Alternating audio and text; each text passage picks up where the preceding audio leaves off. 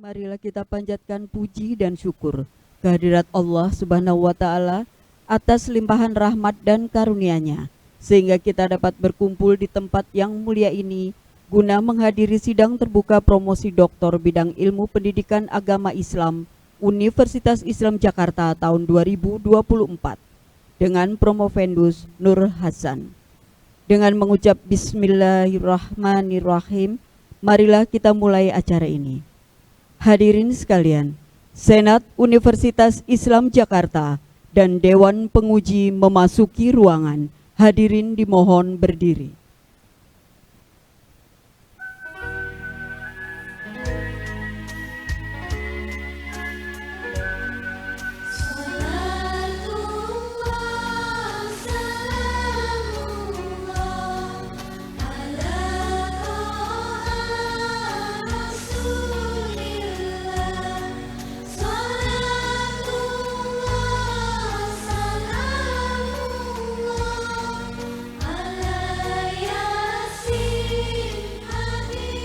Hadirin dipersilakan duduk kembali.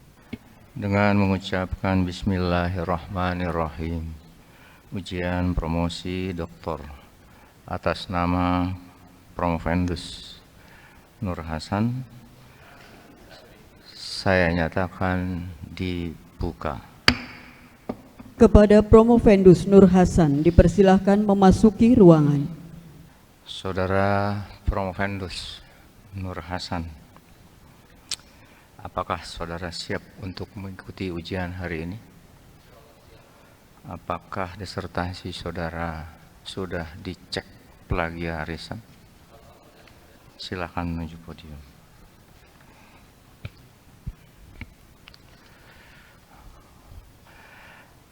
Assalamualaikum warahmatullahi wabarakatuh. Yang terhormat tim penguji, Dewan Penguji, Dewan Promotor yang saya hormati, serta Bapak Ibu hadirin yang berbahagia. Perkenankan saya akan memperkenalkan tim penguji kepada hadirin pada hari ini yang terdiri dari Ketua Tim Penguji, saya sendiri, Sekretaris Merangkap Penguji, Profesor Dede Rosada MA, Tim Promotor, Profesor Dr. Dedi Jubaidi MA, Co-Promotor Dr. Madian M. Mukhlis MA, Penguji Internal Profesor Dr. Zainun Kamal MA, Penguji Eksternal Profesor Dr. Rusmin Tumanggor MA, dan dua penguji, satu promotor sedang dalam perjalanan. Mudah-mudahan dalam waktu yang tidak terlalu lama sampai di ruang sidang ini. Untuk itu kami persilahkan promotor kepada yang terhormat Profesor Dr. Dedi Jubaidi MA untuk menyampaikan pertanggungjawaban akademik tentang disertasi Promovendus. Kepada yang terhormat Profesor Dedi Jubaidi MA, kami persilahkan. Assalamualaikum warahmatullahi wabarakatuh. Bapak Rektor yang saya hormati dan saya muliakan, Bapak Profesor Dede Rosada yang saya hormati, saya muliakan, kami berdua promotor dengan ini menyampaikan alhamdulillah, bersyukur kepada Allah SWT atas terselenggaranya sidang promosi atas nama Saudara Nur Hasan dengan NIM 5319002 dengan judul Pembelajaran Pendidikan Agama Islam berbasis bina karakter metode jamaah tabligh di perguruan tinggi, sebuah kajian budaya religius di kampus Institut Setiami Jakarta. Kami sampaikan kepada tim sidang bahwa yang bersangkutan telah kami bimbing dan kami berikan masukan-masukan serta arahan-arahan yang selama ini yang bersangkutan baik dengan saya maupun dengan Ibu Dr. Mardian cukup kooperatif, dan kami turut mempertanggungjawabkan bahwa judul disertasi atas nama Saudara Nur Hasan ini layak untuk disidangkan. Demikian, mudah-mudahan bisa berjalan dengan lancar, dan Saudara Nur Hasan saya sampaikan selamat dan terima kasih agar bisa memberikan jawaban-jawaban dan pertanggungjawaban dengan baik dan seksama kepada seluruh yang hadir, para pendukung dan keluarga.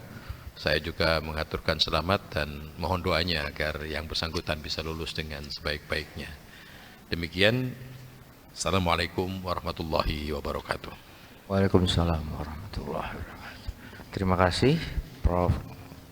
Dedi Jubaidi. Untuk selanjutnya kami persilakan Prof. Vendus untuk menyampaikan hasil penelitiannya secara singkat.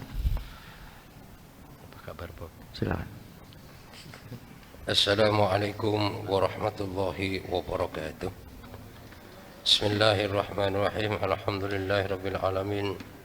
Wa bihi nasta'inu ala umur dunya din, wassalatu wassalamu ala asyrafil anbiya wal mursalin sayyidina Muhammadin wa ala alihi wa sahbihi ajma'in, amma ba'du.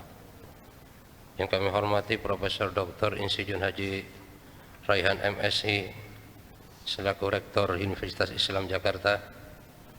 Yang kami hormati Profesor Dr. Dedek Rosada MA selaku Kaprodi Doktor Pendidikan Agama Islam. Yang kami hormati Profesor Dr. Dedi Jubaidi MA selaku promotor kami. Yang kami hormati Dr. Mardian M. Muklis MA selaku promotor kami. Dan yang kami hormati juga bapak-bapak, ibu-ibu, saudara semuanya yang dimuliakan Allah Subhanahu wa taala. Jadi disertasi kami di sini adalah dengan judul Pembelajaran Pendidikan Agama Islam berbasis bina karakter metode Jamaah Tabligh. Dan saya meneliti ini berlatar belakang saya melihat daripada visi dan misi Setiami. Karena visi Setiami itu diantaranya berakhlak mulia. Maka dari situlah saya ingin tahu bagaimana sih institusi Setiami itu membentuk karakter mahasiswanya, warganya, sehingga mencapai kepada akhlak yang mulia. Maka yang pertama saya coba wawancara dengan Dr. Yulianto, yang dimana beliau termasuk yang konseptor pendidikan berbasis bina karakter.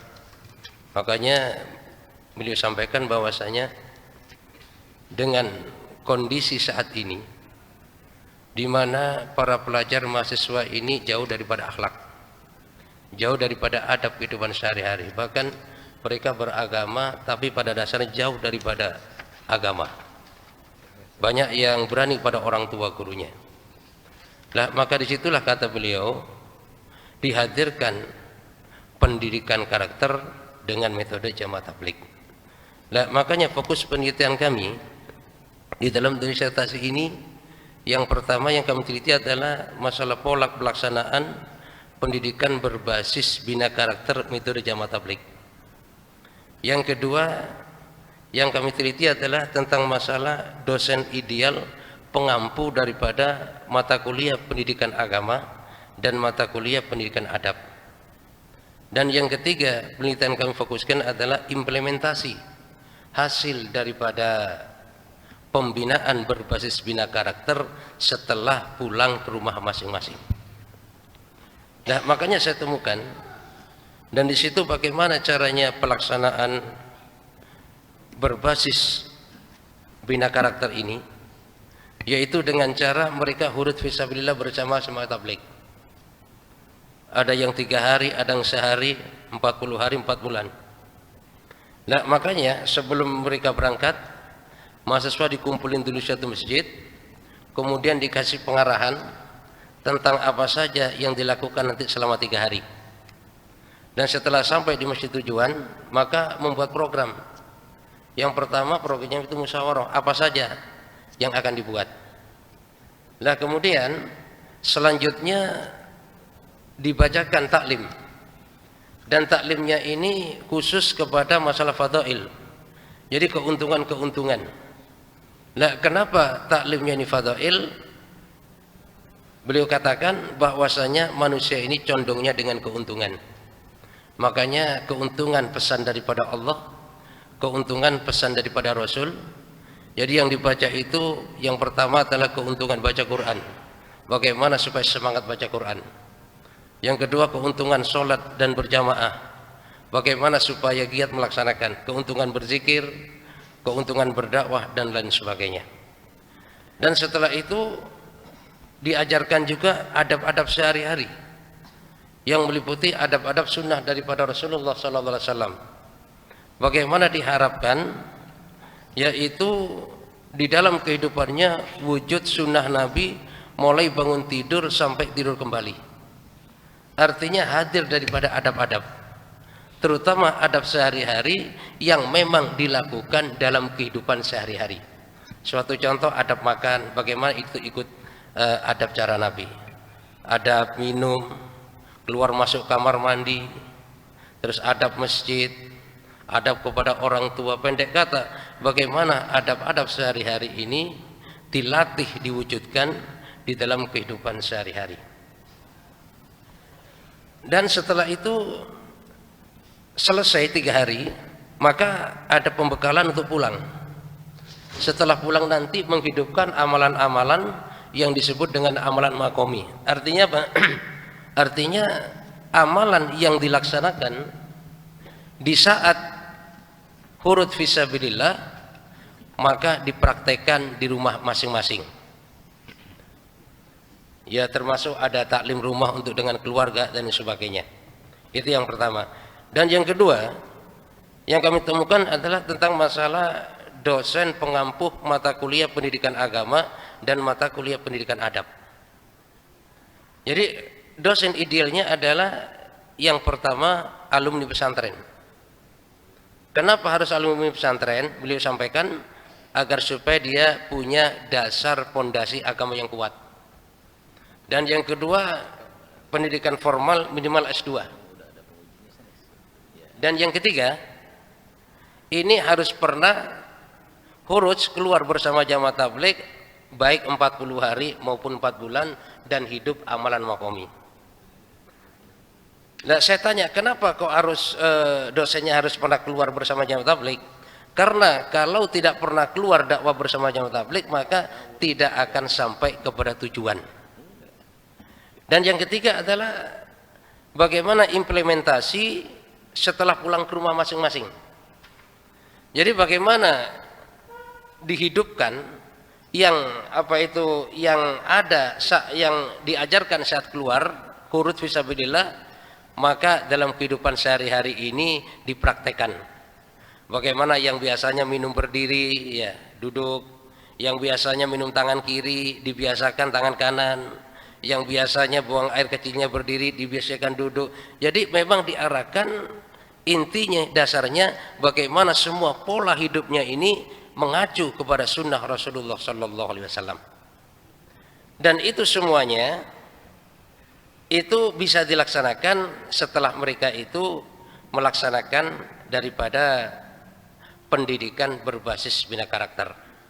Nah, makanya kesimpulan daripada disertasi ini bahwa pendidikan agama Islam berbasis bina karakter dengan metode jamaah tabligh ini sangat positif, ya, di mana yang tidak hanya pada pribadi mahasiswa yang beragama Islam saja, tapi juga berefek secara universal di lingkungan kampus sampai termasuk mahasiswa non muslim. Karena mahasiswa non muslim pun juga dikasih kebebasan, ya. Makanya mahasiswa non muslim pun banyak yang ikut perkuliahan juga. Jadi waktu pendidikan agama ikut di kelas juga, pendidikan adab ikut juga di kelas juga. Cuman oleh dosennya ya diarahkan menyesuaikan. Misalnya materi pendidikan adab terhadap orang tua, maka dosennya sampaikan gini, bagi mahasiswa non muslim silakan menyesuaikan bagaimana adab orang tua kepada orang tua menurut agama Kristen misalnya, menurut agama Buddha, menurut Katolik dan sebagainya. Begitu juga di saat materi tentang adab istinja misalnya, maka juga diarahkan oleh dosennya agar supaya yang non muslim mengikuti adab-adab sesuai yang telah diajarkan agamanya. Sehingga pendidikan agama Islam berbasis bina karakter dengan metode Jamaah Tabligh berhasil memindahkan pengalaman ajaran agama Islam dari ranah yang sifatnya kognitif ke ranah yang afektif dan fisiomotorik dengan pola yang telah dilakukan di Institut Setiami Jakarta. Inilah insyaallah paparan kami. Wassalamualaikum warahmatullahi wabarakatuh. Apa itu Jamaah Tabligh?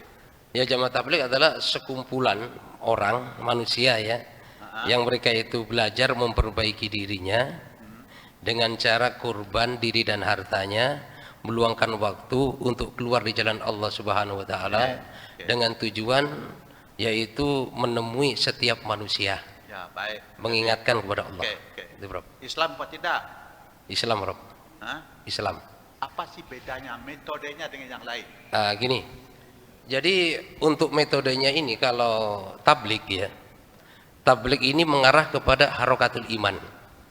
Makanya Maulana Ilyas saat ditanya apa namanya gerakan ini, maka kalau boleh dikasih nama adalah gerakan harokatul iman, untuk menggerakkan iman. Dan adapun sebutan tabligh itu hanya sebutan daripada masyarakat saja, sebutan internasional tabligh. Makanya kalau di Cianjur itu disebutnya jamaah kompor, Jakarta jamaah kebon jeruk, jamaah jenggot, macam-macam. Yang saya tanyakan dah itu. Kan ini kita bicara tentang metode. Metode ya. Apa perbedaannya dengan metode misalnya Syiah, dengan metodenya Ahli Sunnah, dengan metodenya Salafi. Anda kan ini bicara metode kan? Ya. Pasti berbeda anda? Ya. Nah, apa bedanya? Nah gini, jadi kalau Jamaah Tabligh ini fokusnya kepada gerakan dakwah, pengorbanan untuk agama. Itu bedanya. Tapi kalau Salafi itu memang yang saya tahu, jadi arahnya itu kepada kajian. Kepada kajian, itu Salafi arahnya seperti itu. Ya. Nah sehingga untuk membedakan kadang-kadang. Kalau ahli sunnah. Kenapa? Ahli sunnah. Sebenarnya Salafi juga ahli sunnah, Tabligh pun juga ahli sunnah juga, sama-sama ahli sunnah. Cuman memang cara gerakannya ini yang berbeda. Nah, itu kalau yang saya tanyakan tadi, metodenya itu. Karena ini bagi orang Jamaah Tabligh ini masih aneh enggak? ya. Aneh dong. Karena Anda orang di Jakarta ini kalau mau mencari Jamaah Tabligh kemana? Ya kan, ini ke ini kan. Yang lain kemana? Tidak ada kan? Aneh ini. Karena itu telinga orang masih aneh mendengarkan. Di saat orang aneh mendengarkan, ini ada kasih anak-anak kita dengan Jamaah Tabligh ini. Apa persepsi orang? Oh ini Islamnya Islam Jamaah Tabligh. Di Indonesia cepat kan, oh ini Islam Syiah, ini Islam Ahli Sunnah, ini Islam Jamaah Tabligh, kan? Sekarang ini Anda tawarkan Islam Jamaah Tabligh, orang masih aneh juga. Apakah ini ada kata berhasil dakwah Anda itu di Islam ini, atau nanti orang menjadi fatir masukkan anak-anaknya ke sana? Oh di sana Islam Jamaah Tabligh. Maaf saja, saya pernah gabung sana, sering diundang Jamaah Tabligh ini. Waktu saya gabung itu banyak juga yang akhirnya lari keluar. Kok Islamnya seperti ini ya? Nah, ini kan menawarkan bentuk Islam yang lain kan? Nah, apa daya tariknya? Metode-metode Anda berikan tadi. Dan Jamaah Tabligh itu sebenarnya metodenya itu hayatus sahabah. Makanya apa itu panduannya itu hayatus sahabah. Di mana para sahabat dulu ya. Jadi inginnya kembali kepada Islam universal. Jadi bagaimana apa yang dulu dilakukan oleh para sahabat. Ini disertasi yang betul kata Prof. Yana adalah sangat unik karena ada pendidikan agama berbasis karakter, yang karakter itu Anda katakan tadi dengan huruj ya. Jadi pendidikan karakter dengan huruj itu. Nah sekarang tadi Pak Zainul sudah mulai berbicara tentang akhlaknya, sekarang tentang karakternya. Yang Anda maksudkan dengan pendidikan karakter di Istiami ini, apakah sama dengan pendidikan karakter yang ada dari Kemendikbud? Silakan. Jadi masalah pendidikan di karakter Istiami ini yaitu sebenarnya sama dengan karakter yang dari Kemendikbud. Ya. Bahkan di Istiami itu ada mata kuliah pendidikan adab, dan itu pun 2 SKS, dan itu pun juga sesuai dengan peraturan yang ada di Kemendikbud. Sebentar, Kemendikbud itu kan sudah dibuat di klaster di 5 klaster, tapi ada hal yang saya kira sangat agak sedikit berat menjelaskannya, yaitu karakter tentang cinta tanah air, karakter tentang creativity and innovations, karakter tentang bagaimana orang bisa bergotong royong. Nah itu ada nggak dalam agenda pendidikan karakter di Istiami itu juga berkaitan dengan tentang gotong royong, creativity and innovation, kemudian juga cinta damai, sebagainya. Ada nggak itu? Itu ada, dan itu nanti prakteknya itu hasil daripada pembinaan karakter dengan cara huruj itu, Prof. Karena tadi saya tidak mendengarkan karakter benar tentang karakter yang dari agenda negara ini. Jadi Anda lebih banyak kepada akhlakul karimah dari cerita kan.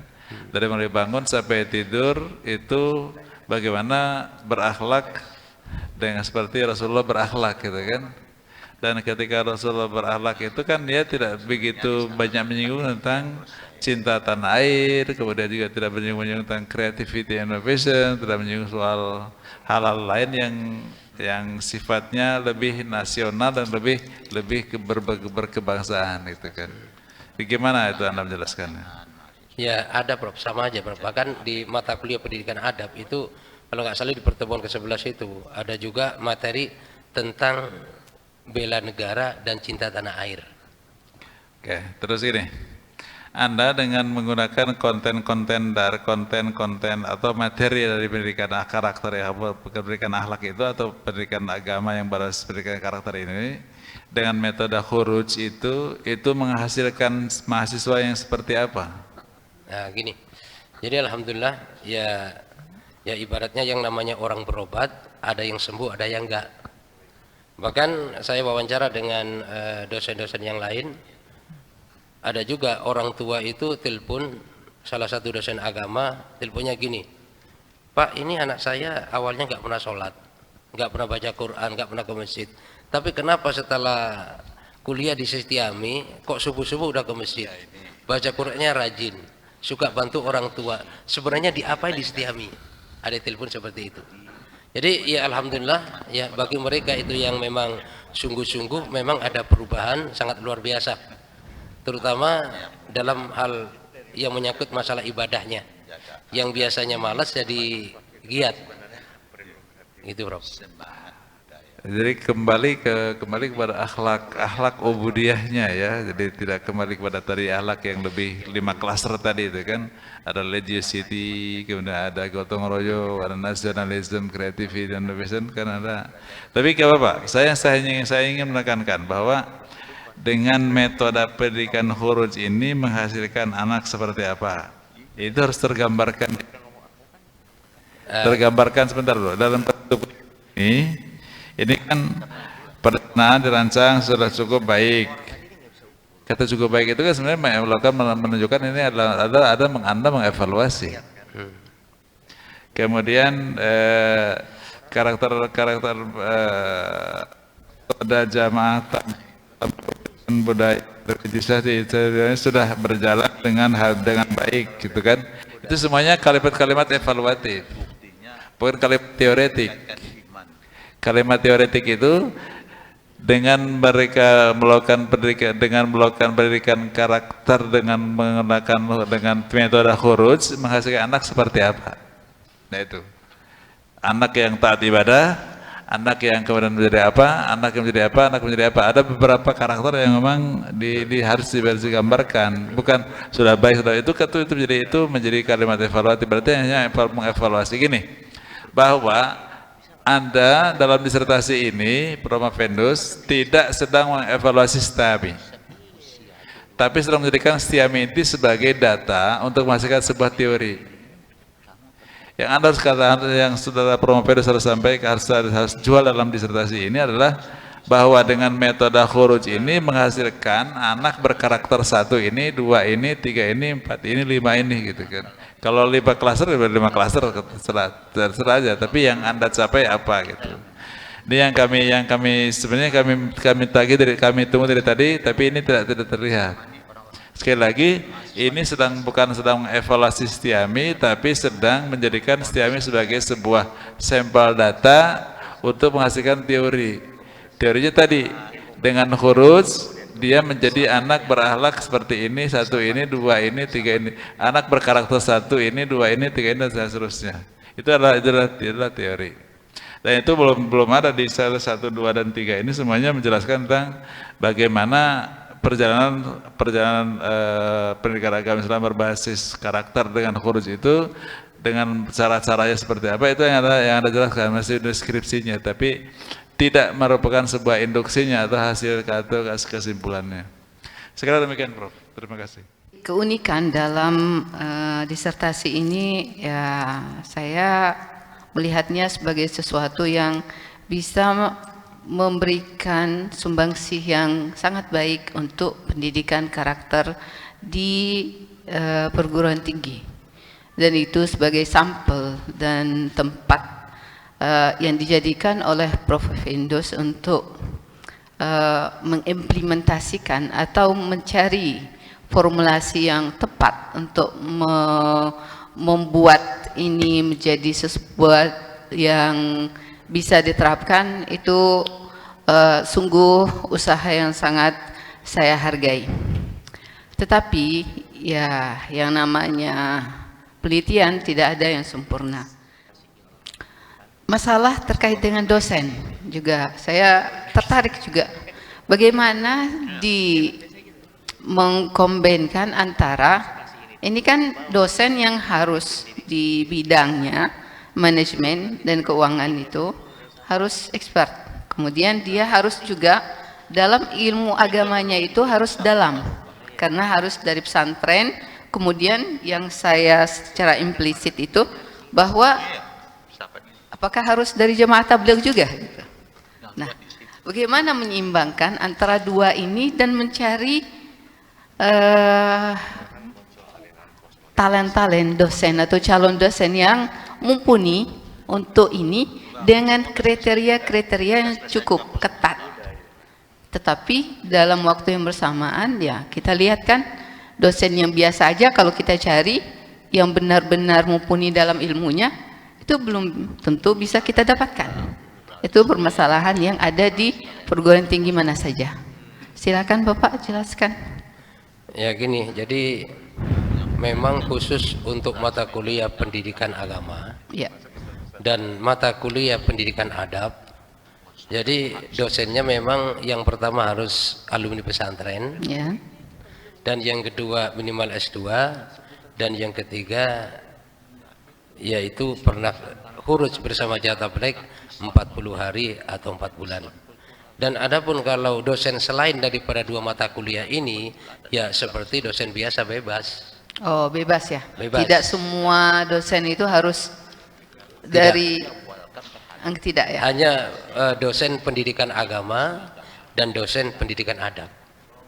Oh, Gitu. iya. Cuman diarahkan, jadi setiap dosen mata kuliah apapun, setiap pertemuan paling enggak pertama 5-10 menit ini harus bicara adab, tentang pentingnya akhlak. Dosen apapun itu. Ya. Dosen apapun. Dosen apapun diarahkan supaya bicara masalah pentingnya adab. Kalau pentingnya mereka akhlak. tidak, maksudnya bagaimana seleksi dosen itu, Pak? Gini, kalau seleksi dosen ya seperti akademik biasa aja. Ya cuman kalau untuk yang dosen pendidikan agama sama pendidikan adab, memang ini syaratnya 3 tadi itu. Tapi untuk dosen yang lain ya biasa, kayak dosen ekonomi, dosen manajemen, dosen yang lain, ya seperti biasa aja, nggak ada 3 persyaratan ini. Pengaturan tentang harus berbicara tentang adab di 10 menit pertama perkuliahan itu dari mana? Itu termasuk keputusan dari para lembaga. Jadi ada arahan di saat rapat dosen pertemuan pertama. Jadi diarahkan bagaimana setiap dosen yang masuk kelas ini, ya, biar sesuai dengan misi visi Setiami berakhlak mulia. Setiap dosen harus bicara masalah pentingnya akhlak. Itu pentingnya ada adab. petunjuknya? Ada petunjuknya itu. Oh ya. Apakah itu sudah menjadi dokumentasi dalam disertasi Bapak? Kalau ada sih tulisan itu ada. Kayaknya Sudah ada deh. menjadi dokumentasi dalam penelitian Bapak? Itu ketepatan belum kayaknya. Belum. Saya Tolong dapat. dimasukkan ya. Ya insyaallah. طيب selanjutnya تفضل اشرح لي باللغة العربية ماذا يوجد في بحثك هذا. نعم. باللغة العربية اشرح لي عن بحثك هذا. silakan. بعد هذا. نعم. إن شاء الله أتكلم في نعم باللغة العربية عن هذا البحث تفضل. هذا إن شاء الله. نعم. الحمد لله.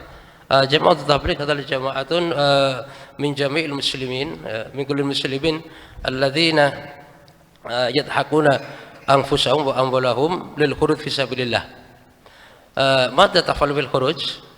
يفعل في الخروج كيف يتفكر الدين يخرج في أنفسنا حتى في اليوم نحن نعمل كما فعل رسول الله صلى الله عليه وسلم وأصحابه. والثاني يتفكر كيف أهل الأمة مسلم الآن كثير الأمة مسلم في كل العالم ولكنهم تاركون الصلاة ولكنهم لا يعرفون الدين وهم يأسون بالله سبحانه وتعالى. هذا في الحقيقة مسؤوليتنا. ولهذا جماعة التبليغ يتحرك في كل العالم بأموالهم وأنفسهم لإعلاء كلمة الله ويدعو الناس كيف كل الناس يعود إلى الله سبحانه وتعالى حتى في آخر الحياة هو كلام الآخر لا إله إلا الله ينجو من النار ويدخل الجنة بغير حساب. شكرا إن شاء الله. طيب نتيجة هذا البحث ما هي؟ ما نتيجة بحثك هذا؟ نتيجة النتيجة كما أكتب في هذا.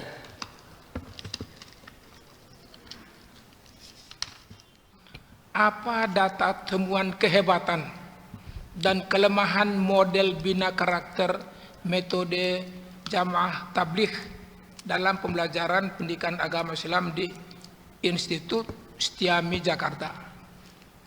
Yang kedua, kalau belum ada tertulis, mohon sesudah sidang ini dituliskan. Tapi jika ada kehebatan, jelaskan dan apa saran ke depan. Dan jika ada kelemahan, jelaskan dan apa saran ke depan.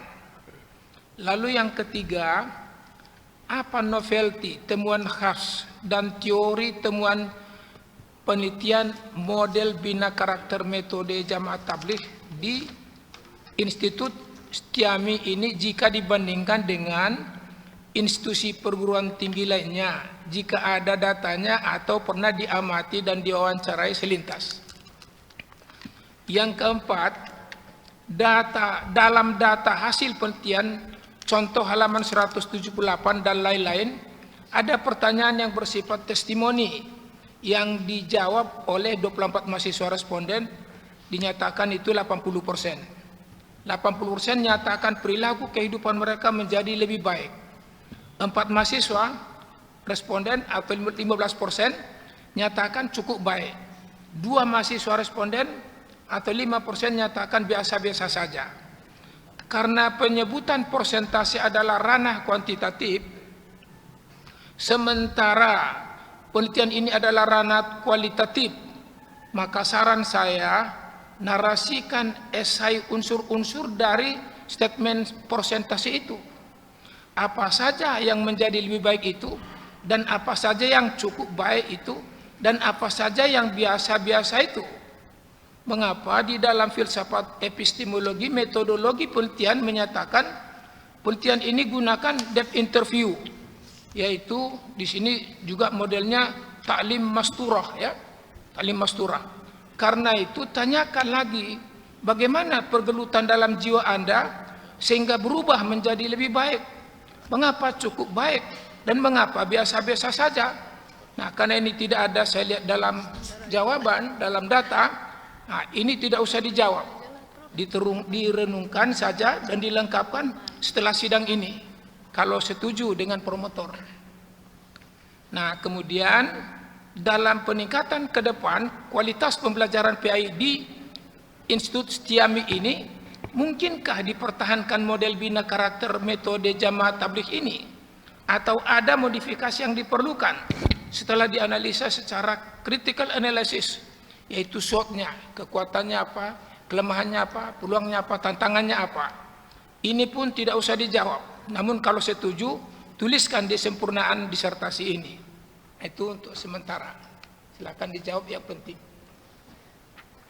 Ini terima kasih Prof. Ya, alhamdulillah tadi adapun masalah hasil ya atau keunggulan daripada metode jamaah tabligh ini, karena ini sifatnya internasional, cuman ini masuk kampus.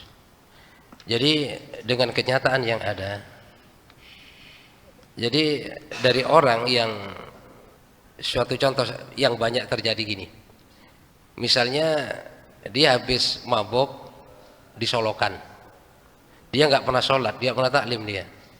Cuman setelah diajak keluar 3 hari, selama 3 hari dibina di masjid, ya, jadi makan di masjid, tidur semuanya di masjid, nggak keluar dari masjid, ya.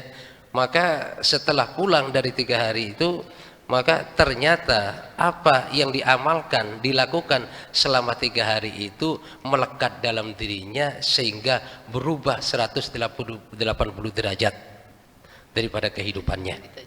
Nah, intinya yang terjadi adalah dengan metode khuruj fisabilillah dakwah jamaah tabligh itu yang pertama merubah yakin. Dari yakin makhluk yakin pada Allah. Contohnya apa? Yang selama ini yakin, wah kalau nggak kerja dapat rezeki dari mana? Kalau nggak dagang mau makan apa? Jadi keyakinan dalam hati seperti itu dirubah bahwasanya ar-razik illallah. Yang ngasih rezeki adalah Allah. Tapi kerja tetap kerja, dagang tetap dagang, tapi ketergantungan hati ini hanya kepada Allah. Dan yang kedua, hasilnya adalah bagaimana mereka itu dari cinta dunia cinta akhirat. Ini berubahnya. Jadi dari cinta dunia cinta akhirat, sehingga yang terjadi yang biasanya sebelum ikut khuruj, ya, terdengar adzan biasa-biasa saja, tapi setelah ikut khuruj 3 hari saja, maka terdengar adzan ini wajilat qulubukum, bergetar itu hatinya sehingga siap meninggalkan apapun yang menjadi kegiatannya untuk datang kepada panggilan Allah. Artinya pada sini yaitu dari cinta dunia cinta kepada akhirat. Jadi dunia penting, cuman akhirat jauh lebih penting. Kenapa? Karena dunia ini sifatnya sementara, akhirat selamanya. Nah, makanya di antara hasil daripada huruf ini dari orang yang cinta dunia berlebihan berubah menjadi cinta akhirat. Kenapa? Karena yang terjadi sebelumnya adalah dunia kelihatan besar, akhirat kelihatan kecil. Ya, suatu contoh ini, Prof. Misalnya ada gunung di depan, di mata kita taruh kelereng, maka gunung nggak kelihatan. Bagaimana supaya gunung kelihatan? Geser sedikit itu kelereng. Nah, makanya selama ini akhirat kelihatan kecil, makanya perlu kita geser itu akhirat dengan cara apa? Dimasukkan kebesaran Allah saat khuruj 3 hari. Bahwasanya disamakan Allah kuasa, makhluk tidak kuasa. Yang berizki adalah Allah, yang memelihara Allah. Jadi Allah yang dimasukkan sehingga nanti masuk ke dalam hatinya. Dan yang ketiga, perubahannya adalah dari menyelesaikan masalah yang sebelumnya dengan kemampuannya, dengan mal, artinya maka dengan amal. Termasuk wasta'inu bisabri wassalah. Jadi segala sesuatu ini, jadi yang ada masalah, pusing macam-macam, tapi perubahan dengan huruf fisabilillah, maka di dalam menghadapi masalah yang pertama lapor kepada Allah. Ada masalah ini lapor kepada Allah. Ada masalah ini lapor kepada Allah. Dengan cara apa? Dengan melaksanakan salat, munajat kepada Allah. Lah setelah itu usaha layaknya seperti manusia biasa. Dan adapun kelemahannya ya, kelemahannya dalam huruj itu, memang kadang-kadang orang yang sudah ikut huruj tapi nggak ada perubahan, karena nggak ada tertib, karena nggak ikut tertib. Karena ibarat orang sakit aja, orang sakit kalau masuk rumah sakit, maka di situ kata dokter ada yang diperbanyak, ada yang dikurangin, ini yang nggak boleh, ini yang boleh. Maka pasien tadi kalau mengikuti arahan dokter, insya Allah akan sembuh. Tapi nggak sembuh juga banyak. Nah begitu juga kelemahan di dalam huruf fisabilillah itu, kalau pesertanya itu mau ngikutin tata tertib yang ada, mengikutin arahan-arahan, ya itu berhasil. Tapi kalau mereka itu nggak ngikutin arahan, waktu huruj masih main HP, masih macam-macam, maka itu banyak nggak berhasil juga. Istilahnya nggak masuk ya. Jadi iman itu yang jadinya adalah yadkhul wa yakhruj jadinya. Jadi keluar masuk, bukan naik turun. Jadi seperti itu. Dan memang termasuk kelemahannya diantaranya itu, kelemahannya itu kadang-kadang support dari orang tua kurang. Kenapa? Karena orang tua itu ketakutan, gitu kan? Jadi orang tua itu banyak kepingin anaknya baik, tapi giliran anaknya mau dididik menjadi orang baik, tapi mereka banyak nggak siap. Ya, bagaimana nanti kalau sampai 3 hari, bagaimana kalau makannya gimana? Padahal mereka itu ke puncak, ke Bogor kadang-kadang 3 hari juga, nggak masalah. Ya. Tapi giliran mau diajak kurus dari kampus, kadang-kadang orang tua itu istilahnya nggak setuju ya, karena khawatir berbagai macam. Itulah merupakan satu kelemahannya. Dan adapun untuk taklim masturat ya, jadi dalam jamaah tabligh Rob, taklim masturat ini adalah taklim untuk ibu-ibu. Jadi masturat tertutup, taklim khusus untuk ibu-ibu.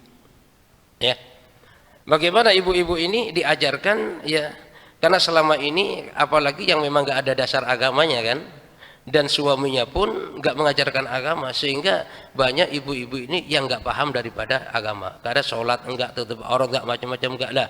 Makanya diadakan taklim masturat. Lah, makanya taklim masturat ini untuk mahasiswi itu biasanya saya adakan di rumah saya. Di rumah saya.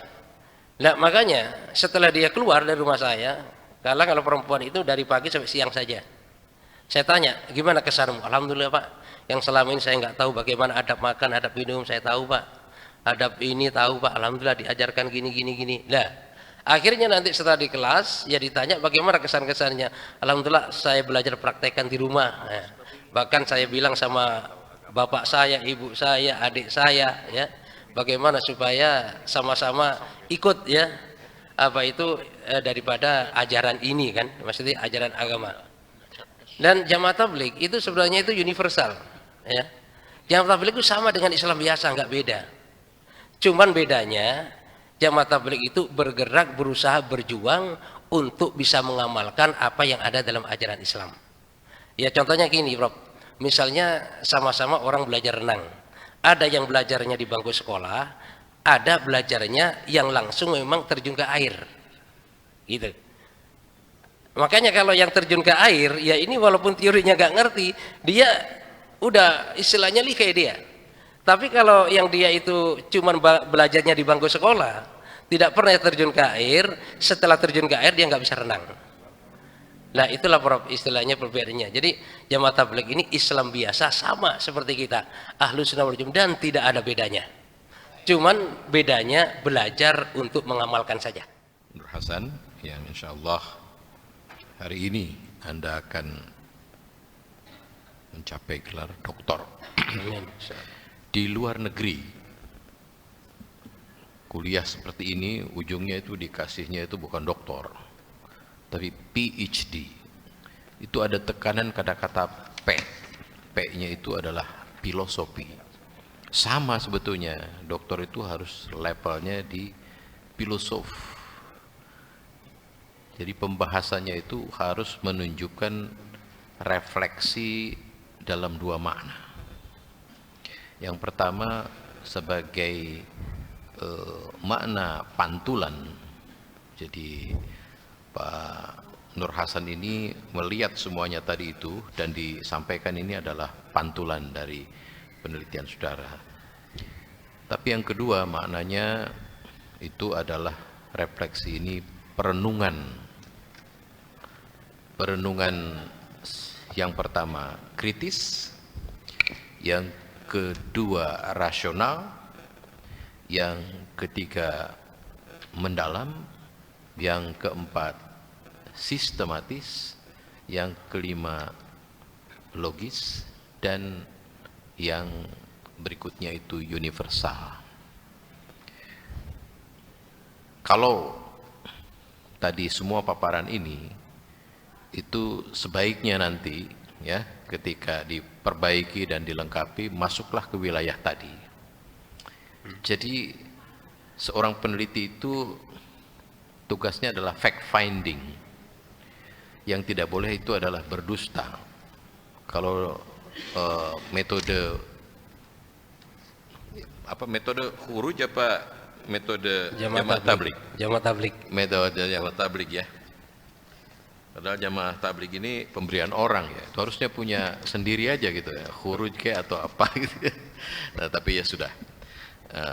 Kembali ke yang tadi itu harus memenuhi itu semua. Jadi kembangkanlah menjadi lebih kritis. Meskipun Anda meneliti internal, tapi Anda tidak boleh terjebak dalam subjektivitas yang terlalu dalam. Anda boleh mengkritik diri sendiri. Makanya diajarkan istighfar. Ya kan itu istighfar itu kan itu. Jadi yang mengkritik diri sendiri dan kajiannya itu kritis, tidak semuanya dalam bentuk membenarkan, mengokekan gitu ya, memfinekan semua gitu ya, membaguskan semua, tidak apa-apa ya. Untuk bisa menjadi introspeksi semua pihak yang ada di Majelis Tabligh. Yang terhormat tim penguji serta tim promotor serta Bapak Ibu hadirin yang berbahagia, perkenankan kami akan menyampaikan evaluasi tim penguji pada hari ini atas nama Promovendus Nur Hasan yang terdiri dari penguji, ketua tim penguji, saya sendiri, sekretaris merangkap penguji Profesor Dr. Dede Rosada MA, promotor Profesor Dr. Dedi Jubaidi MA, co-promotor Dr. Madian M. Muklis MA, penguji Profesor Dr. Zainul Kamal MA, dan penguji eksternal Profesor Dr. Rusmin Tumanggor MA. Berdasarkan hasil evaluasi tim penguji pada hari ini, maka pada Promovendus Saudara Nur Hasan dinyatakan lulus dengan predikat amat baik dan menjadi Doktor Pendidikan Agama Islam Universitas Islam Jakarta yang ke-64.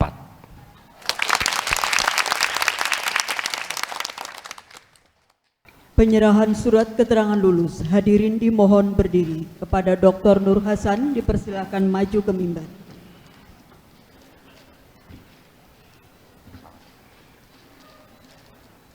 Kepada Dr. Nur Hasan dipersilakan berfoto bersama Dewan Penguji.